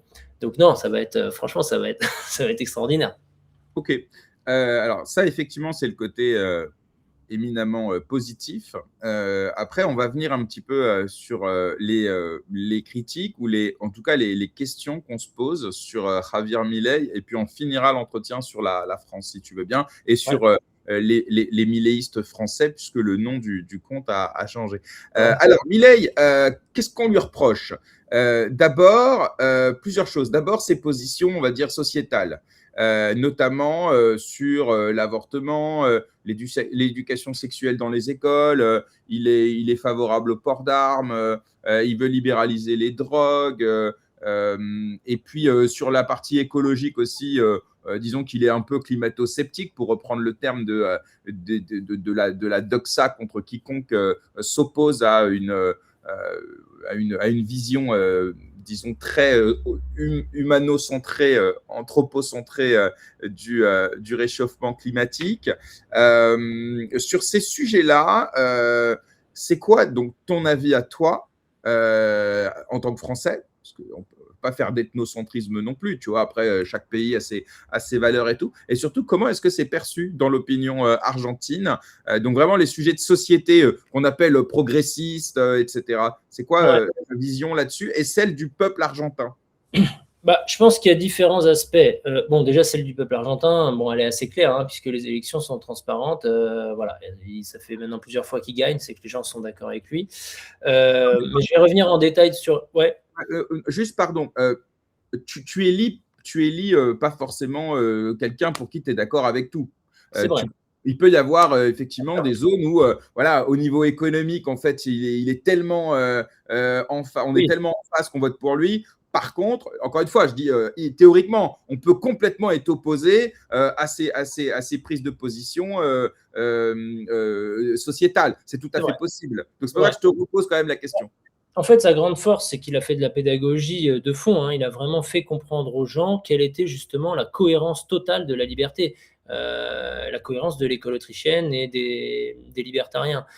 Donc, pour tous les points que tu as évoqués, pour moi, c'est tout à fait cohérent. C'est un ensemble cohérent, c'est-à-dire que, par exemple, c'est de la responsabilité individuelle, tout simplement. Hein. Donc, que ce soit le port d'armes, par exemple, bah, c'est pas l'arme le problème, c'est celui qui la tient. Donc, le port d'armes, c'est aussi justifié parce que bah, c'est un contre-pouvoir face à l'État, c'est le moyen de se protéger face à l'État, surtout quand l'État est défaillant. La vision américaine du port d'armes. Ouais. Vision américaine, du port d'armes. Après, voilà, il y a un point, alors je pense que tu en as évoqué plusieurs, mais je pense que dans les grandes lignes, on comprend pourquoi Milei tient ces positions-là. Par exemple, sur l'écologie, ben pareil, il y a une question de responsabilité. Si un système est plus efficient, donc un système qui est guidé par le marché et les prix, et non pas par l'État, est forcément plus efficient. S'il est plus efficient, il y a moins de gâchis, il y a moins de gaspillage, donc il y a moins de pollution. Voilà. Et se focaliser sur un problème en particulier qui est le réchauffement climatique et pas sur tous les autres problèmes qui peuvent être les microplastiques, les animaux, etc. Bon, c'est une absurdité. C'est l'État qui l'a décidé et c'est pas forcément la meilleure manière de sauver la planète. Donc ça, je pense qu'on peut assez facilement le comprendre. Il y a un point, par contre, qui revient souvent et qu'on m'a déjà posé plusieurs fois en tant que Français, c'est l'avortement. L'avortement, en fait, la position de Milei, c'est de dire le bébé est un individu et donc lui aussi a son libre arbitre et après tout, on ne lui a pas demandé son avis. Donc, à partir du moment où il y a un bébé, un être vivant, bon, il doit pouvoir décider par lui-même, donc on peut pas. À la Charlie Kirk, quoi. On peut pas décider de tuer. Mais en fait, on revient toujours au même point. C'est-à-dire la notion de l'avortement, enfin le sujet, c'est à partir de quel moment c'est un être vivant. C'est toujours cette même question. Nous, Français, je pense que, pour le coup, je pense que notre philosophie en tant que Français, elle est assez mesurée et assez, c'est un point de vue très personnel, hein, mais assez correct dans le sens où on n'est pas dans l'extrême, où on dit bah non, jusqu'à 8 mois, c'est toujours pas un bébé. Non, on n'en est pas là du tout. On n'est pas non plus en train de dire dès le jour 1, c'est un individu qui a une conscience, tu vois. Même si on a tendance à repousser quand même ces dernières années. Depuis la loi Veil, on a quand même pas mal repoussé le nombre de semaines. Tout à fait. Mais on reste, voilà, en 2-3 mois. Enfin, voilà, c'est personnel, mais c'est pas à moi de répondre à cette question. C'est pas à Milei non plus. En fait, c'est à, je sais pas, à la science. Si à un moment, est-ce qu'on arrive à vraiment nous faire, nous expliquer que oui, à 3 semaines ou à 5 semaines, j'en sais rien. Là, il y a le cerveau, il y a la conscience. J'en sais rien. C'est une question scientifique. Mais dans la vision argentine, donc qui est complètement différente de la nôtre, c'est très répandu. C'est un pays qui est très catholique, hein, l'Argentine. On ne peut pas ne pas parler de la culture quand même catholique. Culture, oui. Culturellement, oui. La religion, non. C'est-à-dire que c'est pas des gens qui vont à la messe tous les dimanches. Hein, mais, enfin, une partie, oui, évidemment. Mais dans la culture, oui. Mais par contre, dans la culture, c'est très répandu que le bébé existe dès le jour 1. Et ça, c'est vraiment très différent avec ce qu'on connaît en France et en Europe. Moi, je l'ai vécu vraiment personnellement, puisque mon fils est né là-bas, donc ma femme a été enceinte là-bas. Donc, par exemple, un exemple concret qui n'arriverait jamais chez nous, on sort de chez nous, dans la cage d'escalier, on croise la voisine, qu'on connaît un peu, c'est la voisine au lac et tal, machin. Et ma femme, à ce moment-là, a le ventre qui commence un peu à sortir. La voisine, elle nous fait la bise, et elle se baisse et elle fait la bise au ventre pour dire bonjour au bébé. Les gens te demandent toujours, dès que la femme est enceinte, dès que c'est su, déjà ils le disent beaucoup plus tôt, ils n'attendent pas 3 mois et tout, ils le disent direct. Et ils te demandent tout de suite comment il va s'appeler. Pourquoi ? Parce qu'ils ne disent pas le bébé machin, ils s'adressent à lui avec son prénom.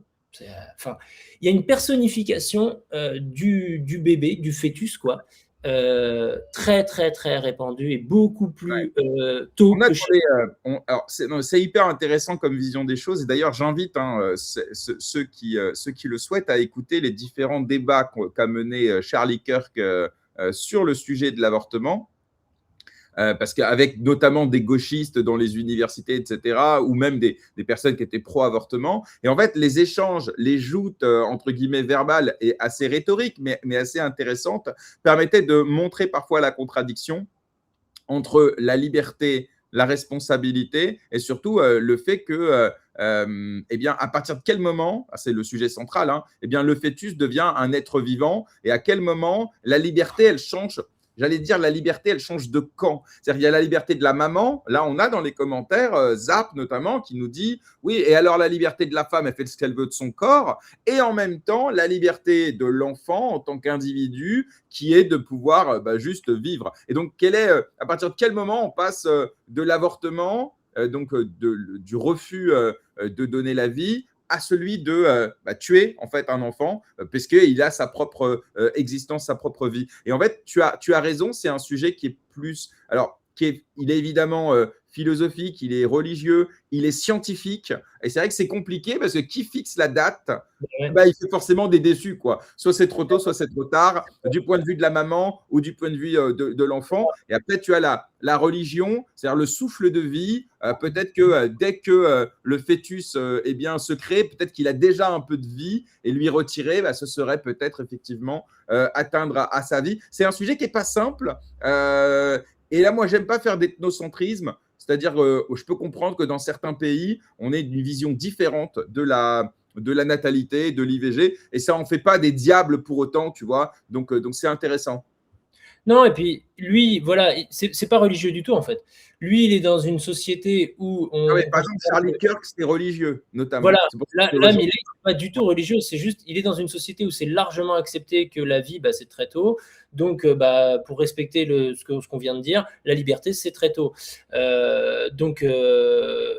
D'ailleurs, l'avortement était passé.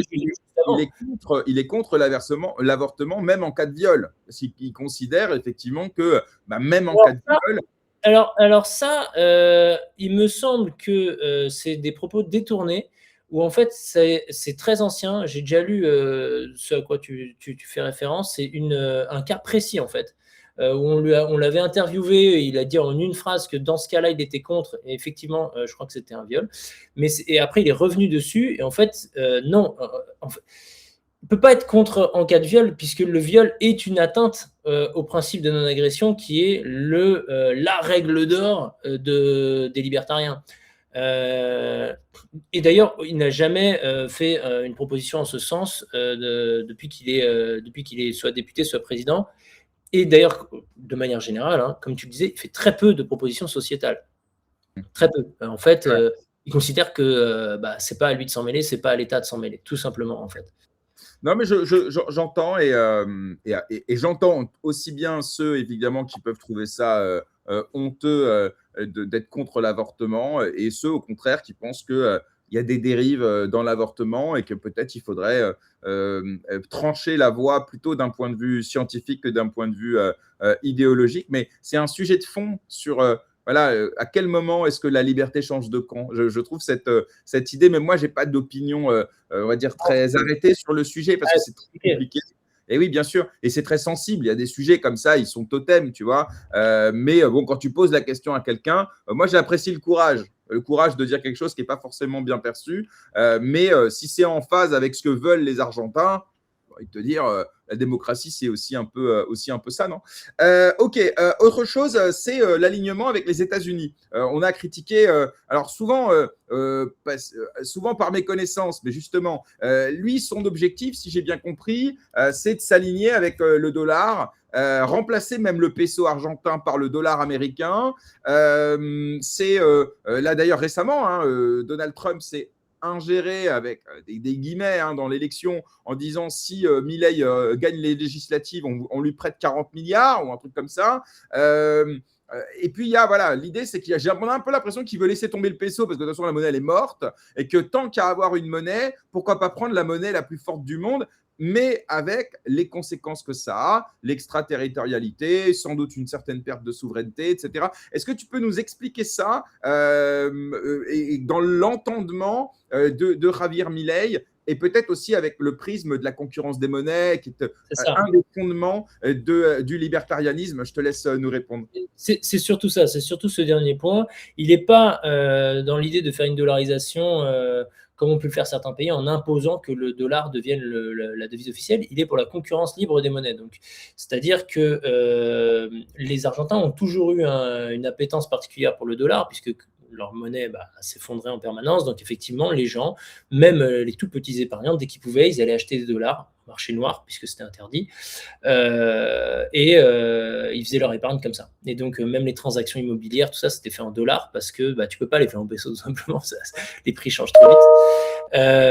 Donc, il est pour une libre concurrence des monnaies. C'est-à-dire, le peso va rester, le dollar aussi, mais l'euro, le bitcoin, le sol, enfin n'importe quelle monnaie pourrait émerger et rentrer en concurrence, et celles qui sont bien gérées, bien tenues, s'imposeront et les autres disparaîtront.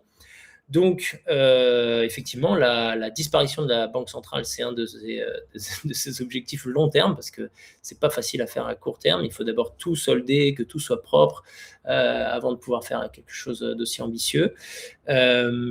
Mais alors, pour revenir sur les États-Unis, bon, il y a beaucoup qui a été dit, effectivement, un peu à tort et à travers. En fait, la relation qu'il peut avoir avec les États-Unis, c'est un peu la relation que peut avoir un entrepreneur avec son banquier. Plus personne ne pouvait prêter de l'argent en Argentine, c'était carrément interdit par les accords qu'ils avaient signés avec le FMI.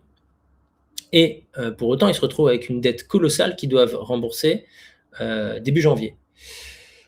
L'objectif de Milei, dès qu'il a pris le pouvoir, il savait qu'il y avait cette échéance de la dette importante, créée par les gouvernements d'avant évidemment, et qu'il y avait zéro dans les caisses. Donc s'ils arrivaient en janvier 2026 avec zéro dans les caisses, ils faisaient à nouveau défaut, et là, c'était la catastrophe. Donc, dès qu'il est rentré en fonction, il s'est dit, OK, on met fin tout de suite au déficit. On fait rentrer déjà un petit peu d'argent chaque mois grâce aux impôts. Mais surtout, on rassure les marchés. L'objectif était de tenir 2 ans de rigueur totale pour dire, au bout de 2 ans, ils vont bien nous laisser re-rentrer sur les marchés. Le FMI va s'assouplir, va nous laisser emprunter. Et grâce à ce nouvel emprunt, on pourra rembourser cette échéance. Ça fonctionnait jusqu'à cet été. Et cet été, l'opposition, qui était donc en force au Congrès, a fait voter pour faire dérailler l'équilibre budgétaire. On a été coupé, il y a eu un petit lag. Tu disais, cet été, l'opposition. Ouais, l'opposition a fait voter plein de lois pour faire dérailler l'équilibre budgétaire. Des lois, on distribue de l'argent pour les retraités, on distribue de l'argent voilà, à droite, à gauche, exprès pour faire dérailler l'équilibre budgétaire. Ils ont réussi à le faire. Donc ça a été un coup dur pour lui. Donc à ce moment-là, les marchés se sont dit, oula, il ne maîtrise pas son truc. À tout moment, la gauche peut revenir au pouvoir et faire dérailler l'équilibre budgétaire. D'ailleurs, ils sont au pouvoir puisqu'ils sont au Parlement. Il y a eu une élection locale dans la province de Buenos Aires qui ne s'est pas passée comme il voulait. Il a eu un score inférieur aux attentes. Donc pareil, ça a envoyé un signal négatif au marché qui se sont dit, oula, il va peut-être perdre aux législatives. Donc ça a déraillé. Donc le risque pays a augmenté, donc il ne pouvait plus emprunter. Donc là, il s'est dit, OK, je fais comment? On fait défaut dans 3 mois. Donc il a été voir les États-Unis, avec lesquels, évidemment, il a une connivence idéologique avec l'élection de Trump. Effectivement, on a vu les échanges qu'il y a eu. Il s'apprécie. Et il a été leur dire, bon, il faut me prêter de l'argent. Et eux, en tant que banquiers, ils se sont dit, OK, c'est un bon cheval. On va parier sur l'Argentine. Effectivement, ils ont fait un swap. Donc, il n'y a pas eu qu'un prêt, il y a eu un swap de devises. Notamment, les États-Unis ont acheté des pesos pour les mettre dans leur trésor, ce qui n'arrive jamais. Les États-Unis ne l'ont fait que 3 fois depuis Roosevelt, je crois. Enfin, 3 monnaies, je crois que c'était l'euro, le yen et je ne sais plus, le franc suisse, je crois. Et là, 4e monnaie qui rentre, le peso argentin. Complètement incroyable. Les États-Unis achètent des pesos pour les stocker dans leur trésor, quoi. Donc en Argentine, alors là, ils sont devenus fous. Ils ont dit, vous vous rendez compte, nous, on n'en veut plus. Enfin, il y a 2 ans, on jetait l'argent parce qu'il ne valait plus rien. Aujourd'hui, c'est les Américains qui en achètent. Et d'ailleurs, ils ont bien fait, puisque le peso s'est apprécié entre-temps. Donc, ils ont gagné de l'argent là-dessus, les Américains. La deuxième partie des 20 milliards, ils n'en ont pas eu besoin, parce que comme Milei a gagné triomphalement les élections législatives, ils savent que c'est bon, ils vont pouvoir re-rentrer sur les marchés privés, ce qui a été le cas, ça a été fait il y a 2 semaines. Ils ont fait un bond du Trésor argentin sur les marchés privés, qui a bien fonctionné, même au-delà des espérances. Les gens ont acheté, donc ils n'ont pas besoin des 20 milliards, donc en fait, ils ne vont même pas les prendre. Donc ils ont déjà prévenu le gouvernement américain qu'ils n'en auraient pas besoin. Donc en fait, voilà, c'est vraiment une relation de entrepreneur raisonnable, qui tient bien son budget, qui ne fait pas des dépenses idiotes, qui mène bien sa barque. Comment il parle à son banquier? Le banquier lui fait confiance. C'est aussi simple que ça.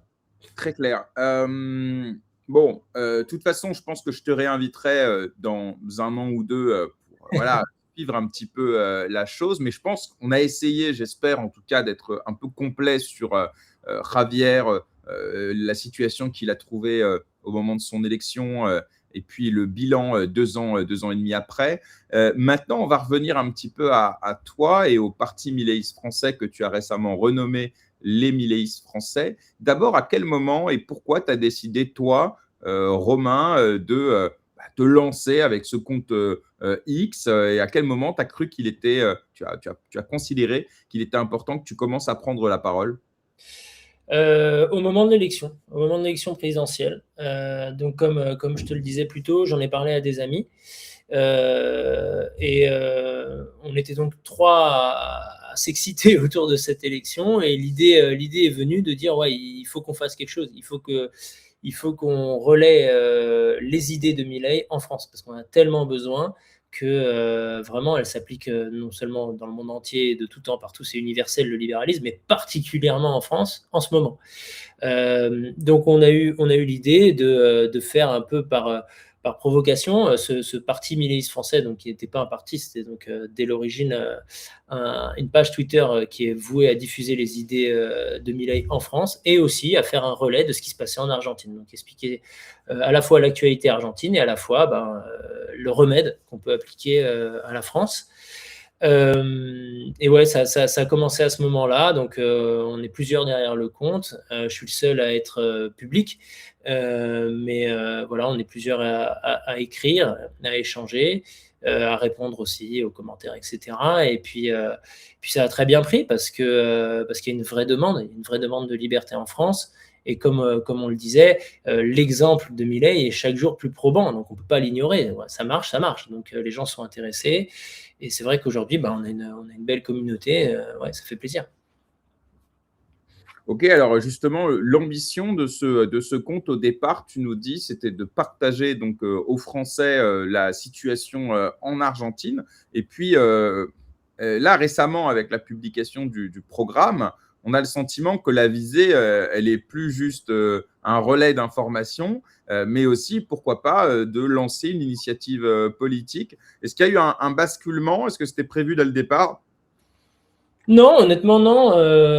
On a toujours proposé des idées concrètes et politiques et des solutions très claires. Comment appliquer la tronçonneuse avec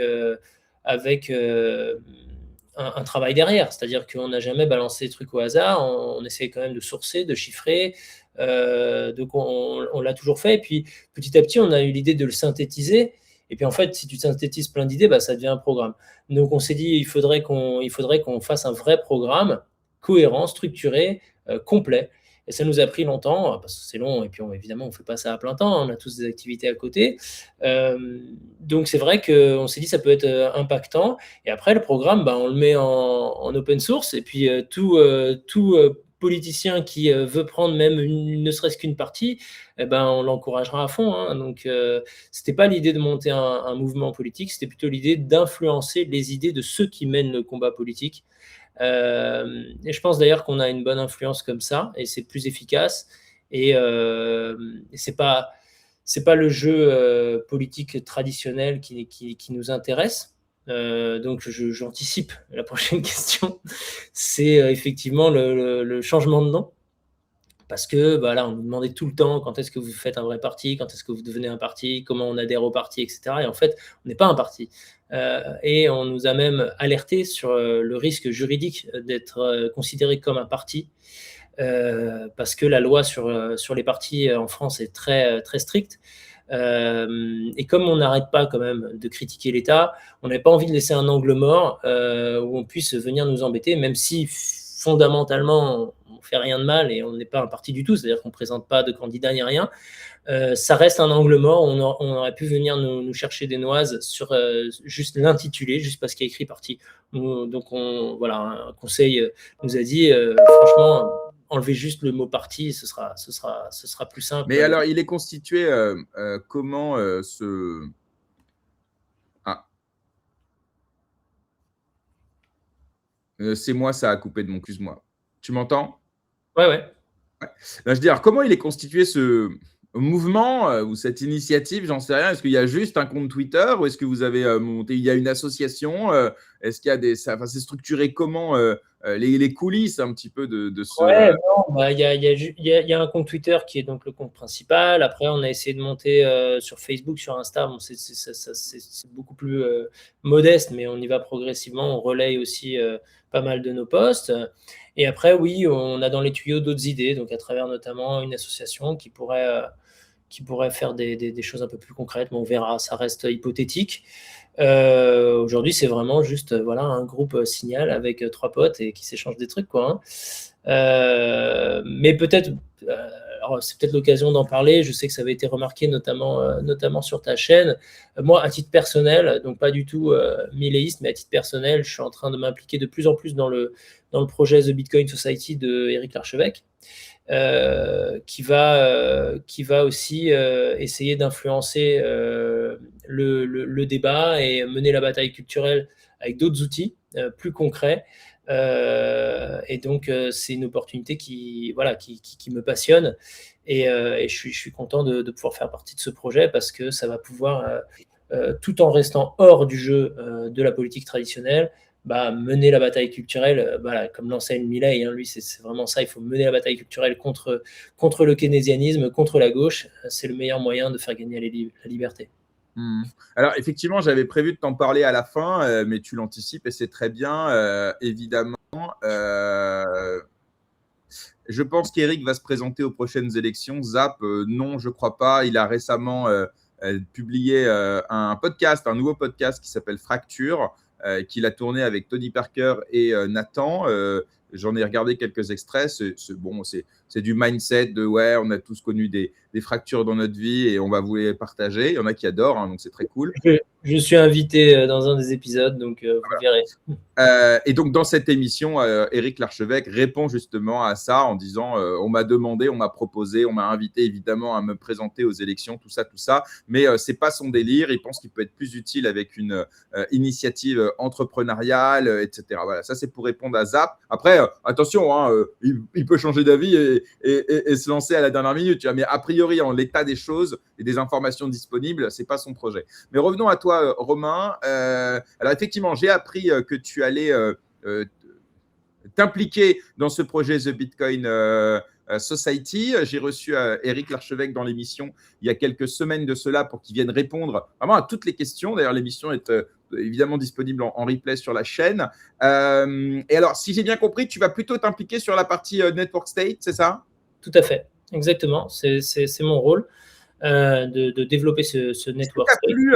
Qu'est-ce qui t'a, pardon, excuse-moi, mais je sais que Milei, par exemple, est tout à fait ouvert à Bitcoin dans ce concept de concurrence des monnaies. Il s'est prononcé là-dessus en disant si les gens veulent échanger en Bitcoin, ça posera aucun problème. Donc, il n'a pas dit qu'il était pour, il n'a pas dit qu'il était contre. Il a dit, après tout, si les gens veulent échanger en Bitcoin ou en coquillage, ils font ce qu'ils veulent. Donc là, on est très proche, effectivement, de la pensée libertarienne, évidemment. Mais alors, donc, qu'est-ce qui t'a convaincu de t'impliquer dans cette initiative ? On rappelle, The Bitcoin Society, c'est d'abord une Bitcoin Treasury Company, c'est des clubs d'investisseurs et d'entrepreneurs. Et Network State. Alors, il nous a présenté ça comme une espèce de syndicat avec donc adossé à la Bitcoin Treasury Company et qui doit faire peser les intérêts des membres à l'échelle internationale. Alors, en gros, comment je l'ai compris ? Qu'est-ce que tu peux nous en dire, toi, sur ton implication future ? Qu'est-ce qui t'a convaincu de le rejoindre dans cette aventure ? Voilà. Alors, je vais aller un peu plus loin dans ce qu'a dit Eric, et je sais qu'il partage ce que je vais dire. Moi, ce qui m'a convaincu, c'est que, déjà, j'avais en tête, et je pense, je ne suis pas le seul, j'avais déjà rêvé à l'idée, tu vois, quand on était tous enfermés là, pendant le Covid, l'idée de se dire, on pourrait avoir une île, un territoire quelque part, où on fait un nouveau pays avec nos valeurs, avec la liberté, tout ça, complètement utopique et irréalisable, mais j'y avais quand même pas mal réfléchi parce que c'est toujours agréable de rêver un petit peu. Et en fait, l'idée portée par Network State et par Eric, c'est de constituer d'abord une communauté de gens qui sont unis par les mêmes valeurs, par des mêmes ambitions, volontés, et qui sont prêts à se dire, OK, on fait tous partie du même truc, donc si l'opportunité se présente, ben, on pourra faire quelque chose ensemble. Donc, on met du temps, des ressources, de l'affect aussi au sein de cette communauté qui effectivement naît en réseau, mais elle a forcément des ancrages réels, c'est-à-dire qu'il y a des rencontres entre les membres, il y a du réseautage, il y a du business entre les membres, il y a ouais, une communauté soudée qui se défend, quoi. Elle peut être essemée partout sur la planète, mais d'abord, tu crées cette communauté. Donc, à un moment, tu as un poids démographique, tu as un poids économique, parce que bah, tu commences à peser, juste parce que les gens disent on fait partie de tout ce même réseau. Quand tu commences à peser, là, oui, ça devient un peu moins utopique toujours, mais un peu moins quand même, de se dire, OK, là, oui, on peut négocier un truc avec un État. On peut négocier soit une condition fiscale particulière, soit un passeport, soit un statut de résident, soit même une zone franche, un petit bout de territoire, en disant, voilà, nous, on a, je sais pas, 500 000 membres. Sur les 500 000, il y en a 20 000, ils sont chauds pour venir s'installer chez vous, mais attention, à telle condition, etc. Donc, ça, c'est du très long terme. Mais pour commencer, il faut effectivement avoir des actions concrètes qui vont montrer ce qu'on fait, montrer les valeurs que l'on porte et attirer les gens au sein de cette communauté. Donc ensuite, au sein de cette communauté, il y a plein d'outils de formation, de réseaux qui permettent aux gens de parler les uns avec les autres, d'apprendre sur la liberté, sur l'émancipation financière, sur ce qui te permet en fait d'avoir des outils pour devenir libre face à l'État. Donc notamment des outils fiscaux, financiers, d'investissement, d'entrepreneuriat. Voilà, toute une boîte à outils en fait de liberté qui va se former, enfin je l'espère, petit à petit et constituer un réseau qui ensuite aura des ancrages de plus en plus physiques. Ok, et donc revenons peut-être sur la question, c'est quoi qui t'a convaincu? Est-ce que c'est Eric? Est-ce que c'est toi qui l'as contacté? Est-ce que c'est plutôt lui? Comment vous vous êtes Alors, mis d'accord? on se connaissait avant qu'il ait cette idée. Donc on avait déjà échangé et parlé de libéralisme, même du fait que voilà qu'il soit de plus en plus intéressé par les idées libertariennes, il s'était mis à lire Hayek, etc. On avait déjà échangé avant. Et oui, je pense que c'est quelqu'un de très posé, de très sain, et j'ai senti que voilà qu'il était déterminé, que en fait Eric clairement s'il veut il n'a pas besoin de se mettre là-dedans, hein. Il peut aller se mettre sur une plage et se reposer, hein.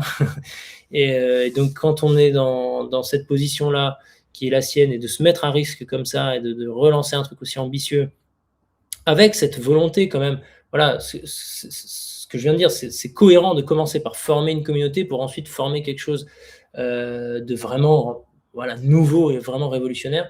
Voilà, ça m'a interpellé.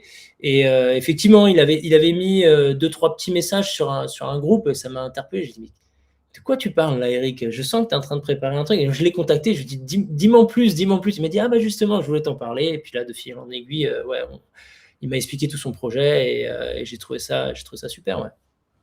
Ok, mais alors, juste pour revenir un peu à toi, donc toi, tu as ta boîte dans l'immobilier, l'hôtel en Argentine, et puis à côté de ça, tu as donc le compte Twitter Ouais, cette initiative. Moi, pour le coup, tu sais, dans nos métiers, on fait tous 10 activités et on nous demande tous, mais comment vous avez le temps de tout faire? Donc, bon, mais effectivement, quand même, je te pose la question, est-ce qu'à un moment donné, il va falloir que tu fasses des choix où ça va parce qu'il y a la vie de famille aussi, j'imagine, hein, tu nous as ouais. dit que tu étais marié, on a entendu que tu avais au moins 3 enfants, voilà. Donc, comment tu arrives à concilier tout ça? Et puis, il nous restera 5 minutes pour parler politique française. Mais d'abord, à titre personnel, comment tu gères? Ouais, bah non, moi c'est très perso, hein, mais je suis en train de pondérer tout ça. Effectivement, il va y avoir des choix à faire, et dans les prochains mois, progressivement, je vais de plus en plus m'orienter vers le network state de The Bitcoin Society, et délaisser peu à peu mes activités dans la boîte familiale. Donc tout ça, voilà, c'est vu en très bonne entente et avec beaucoup de bienveillance et d'amour au sein de la famille, puisque tous les actionnaires sont la famille. Donc voilà, je sais que ça se passera très bien.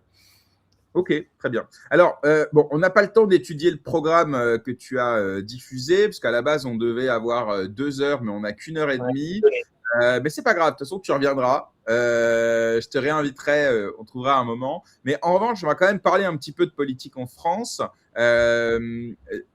Est-ce que le programme que tu as publié, donc tu dis en open source, vise, si j'ai bien compris, à faire 670 milliards de baisse de dépenses, 510 milliards d'impôts en moins, je crois, c'est à peu près ça, avec des privatisations massives. Bon, la critique, c'est essentiellement, est-ce que vraiment tu crois que c'est possible? En fait, en gros, tu vises un truc qui est tellement massif que les gens disent bah, c'est impossible en fait. Comment tu réponds à cet argument de l'impossibilité Non, c'est tout à fait possible. Quand on veut, on peut. On le voit maintes fois dans l'histoire. Hein. Des pays peuvent se redresser, peuvent prendre des décisions qui paraissent impossibles. On pensait impossible que, par exemple, l'Argentine, ils étaient avec un déficit énorme. Ils ont fait 123 années consécutives de déficit. Donc, c'était impossible à résorber. En un mois, c'était résorbé. Hein. Donc, c'est possible. Quand on veut, on peut. Le programme est loin d'être fantaisiste ou irréaliste, puisqu'en fait, il ramène la France à un État qui pèserait entre 30 et 35% du PIB. Donc, c'est beaucoup. Je veux dire, c'est pas 5%, quoi. C'est pas un truc féodal ou homme des cavernes. 35%, c'est beaucoup. C'est l'Australie, c'est la Suisse, c'est l'Islande. C'est un pays qui existe. C'est des pays qui existent aujourd'hui. Il y a des pays qui font encore moins. Hein. Il y a des pays où c'est encore plus bas, évidemment, Singapour, Dubaï, etc. Mais donc, 35%, c'est un pays où il y a beaucoup d'États. Et pourtant, il faut faire les coupes préconisées dans le programme. Donc, non seulement c'est possible, mais c'est nécessaire et c'est urgent. Alors, quand on dit c'est impossible, on pense au côté français, on ne peut pas réformer la France. Ok. Sauf qu'à un moment, les Français, je pense que dans leur majorité, vont en avoir marre de voir leur pays en déclin et qu'il va y avoir un sursaut.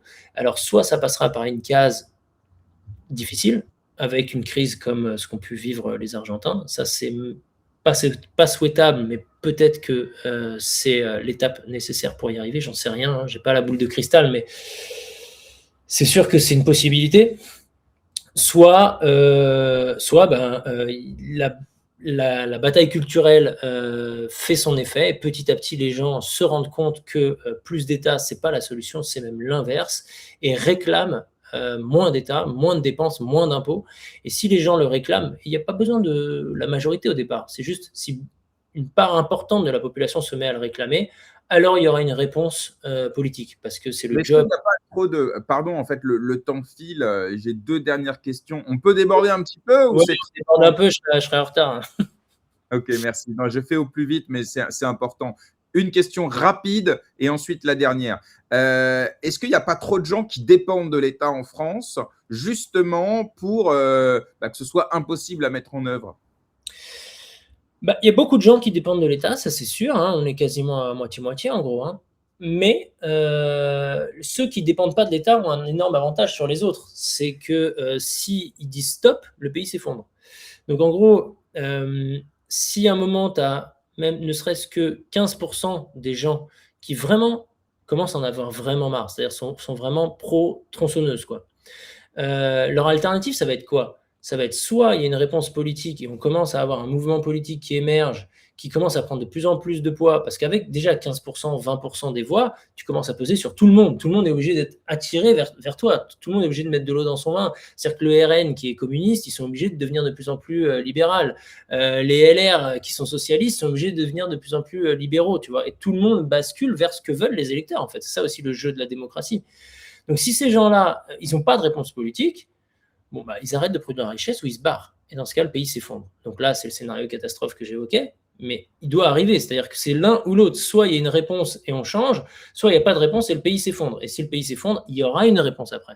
Peut-être qu'elle sera mieux ou moins bien, j'en sais rien. Peut-être qu'on repart pour une dictature communiste après et que c'est encore pire, j'en sais rien. Mais en tout cas, il se passe quelque chose. Forcément, il se passe quelque chose.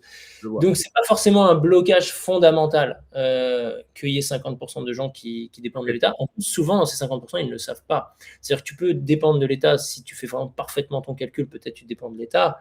Mais tu peux être quand même super énervé des normes, du temps que tu perds avec l'administration, de demander permission pour faire quoi que ce soit. et de Ceux-là, payer. ils voteront pas libertarien, tu vois.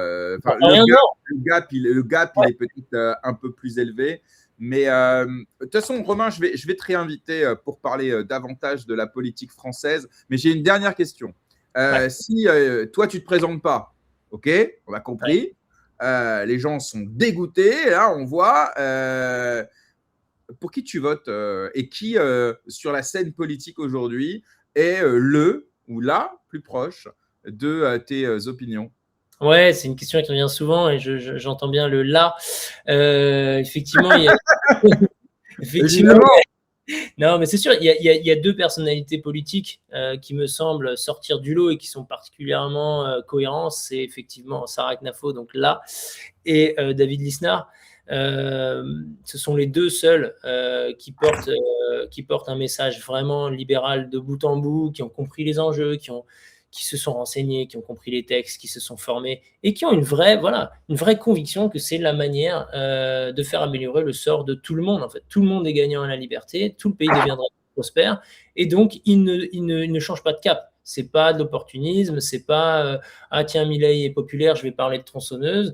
C'est vraiment c'est ça la solution. Et donc ouais, Sarah Knafo et David Lisnard, chacun dans leur style différent, chacun avec leurs limites aussi, parce que c'est un jeu politique qui est très compliqué, donc tu es obligé de faire des concessions, tu es obligé de... Lisnard, il reste l'UMP. Sarah Knafo, elle est la numéro 2 après Zemmour, qui souffre d'autres problématiques, notamment réputationnelles. Dernière question, est-ce que tu es en contact avec Milei, Lisnard et ou Knafo? C'est ma dernière question. Alors, c'est un peu confidentiel. Oui, je suis en contact. Est-ce que tu leur as déjà parlé? Voilà, je ne te demande pas Oui. de quoi vous avez papoté, quoi. Mais bon, d'abord, Milei, est-ce que tu lui as déjà parlé? Est-ce que vous êtes Non, en contact? non, directement non. J'ai déjà parlé à des gens de son entourage et je vais essayer. C'est un de mes objectifs là, 2026. Oui. Je vais essayer de me rapprocher de ces équipes et peut-être même de le rencontrer. On verra si c'est possible. Mais c'était une de mes volontés de créer un pont entre. Il y a un Français qui a rencontré Milei récemment pour une interview. Ah bah oui, c'est Louis Sarkozy. Bah ouais, Je me voilà. rappelle. C'est Louis Ouais. Sarkozy. Ouais. Ouais, Vous n'avez pas le même réseau, visiblement. Non. Ok. Et Lisnard et Knafo, vous êtes en contact, vous papotez Ouais, c'est arrivé. C'est arrivé. Bien. Romain, tu vois, j'ai fait au mieux pour respecter la deadline. On a fait vraiment au mieux pour essayer de bien tout absorber. Merci beaucoup d'être venu ce matin en direct sur la chaîne pour répondre à toutes mes questions. Et puis, si tu veux, je vais t'envoyer une invitation pour premier trimestre l'année prochaine pour un autre format. Peut-être, voilà, maintenant qu'on a compris un petit peu tes idées, ton parcours et tout, des choses un peu plus pragmatiques. Je te souhaite une très belle journée et je te remercie encore d'être passé sur la chaîne. Merci beaucoup de m'avoir invité, c'était très agréable. Merci et à bientôt. Belle fête de fin d'année à toi. Salut Ciao. Romain. Toi aussi. Ciao. Bye bye. Bien les amis, j'espère que vous avez passé un bon moment, que vous avez découvert, que vous avez apprécié, que vous avez appris et peut-être même que vous avez réfléchi. Pensez contre vous-même ou avec vous-même. En tout cas, c'est l'objectif de JM Web3 depuis 3 ans maintenant. C'est la dernière émission de l'année. Je voulais terminer évidemment par des remerciements pour toutes celles et ceux, comme on dit, qui me soutiennent depuis le début. Je vous vois, je vous connais, je vous parle, je sais exactement qui vous êtes et je vous remercie. C'est grâce à vous et c'est pour vous que je continue avec autant de rigueur et de régularité à vous proposer ces émissions.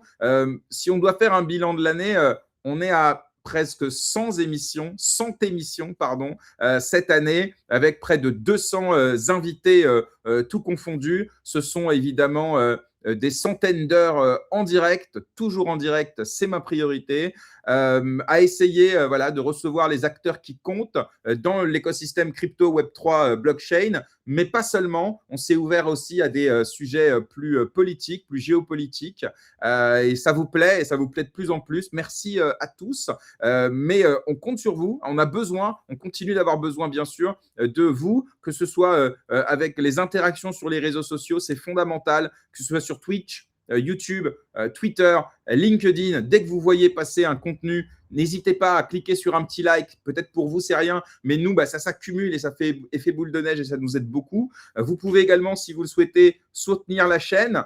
C'est bientôt Noël, c'est les étrennes. Donc, n'hésitez pas à envoyer 1 euro, un Satoshi ou n'importe quoi. Ça fait toujours plaisir par rapport au contenu qu'on vous propose. Et puis, je vous donne rendez-vous l'année prochaine pour plein de nouvelles émissions, des nouvelles chroniques, des nouveaux invités, des nouveaux formats. Bref, on continue, on ne s'arrête pas, on ne lâche rien. Et puis, je vous souhaite à tous et toutes un joyeux Noël. Profitez de ce moment en famille, entre amis. En tout cas, soyez entourés. Et puis, on se donne rendez-vous pour la prochaine émission. Ce n'est pas tout de suite, hein, mais ça, c'est bien. Ça va vous permettre de rattraper les émissions que vous n'avez pas pu voir, puisque la prochaine émission, ce sera le 6 janvier, où je recevrai Fineco, un expert en finance traditionnelle. Il a un compte sur Twitter qui est ultra pertinent. Et je recevrai Maxime Chéry aussi pour la désormais habituelle émission avant CryptoXR du 15 au 18 janvier, évidemment.